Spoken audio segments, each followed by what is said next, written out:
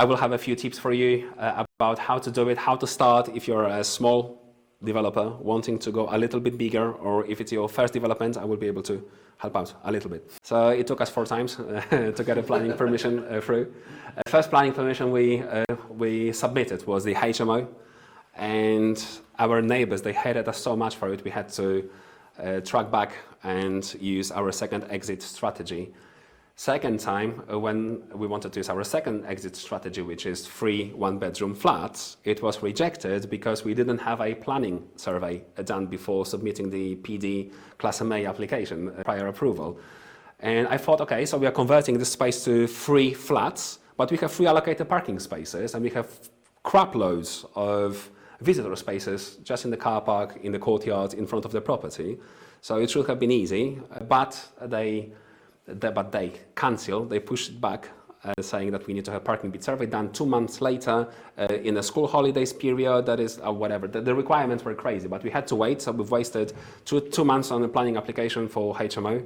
Actually it was less, it was like 1 month something, because we've decided to retract it. Then 2 months for a 3 flats conversion planning application. Then we had to wait another 2 months for planning for the parking survey.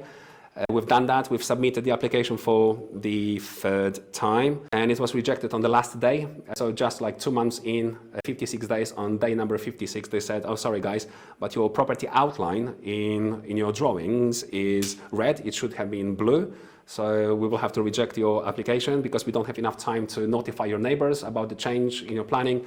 Absolute bullshit. So we've changed it. It took Merv 90 seconds to change this detail, submit it back, and we had to pay again, wait 2 months again, doing nothing, sitting on expensive private finance. So that was pain of my existence. What was the main objection from the residents about for the HMO, and do you think retrospectively you could have approached it differently with them to maybe get some more very good question. Open mind? So the question was if I would do it differently, if I wanted to run a HMO instead of residential flats that we plan to keep and rent out.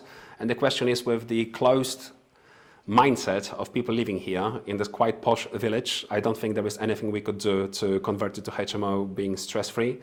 The neighbors went mental. They started like WhatsApp groups, Facebook groups. They were sending letters to the council.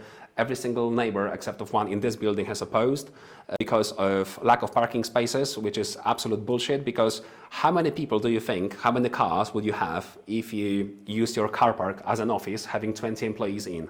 How many people would park outside?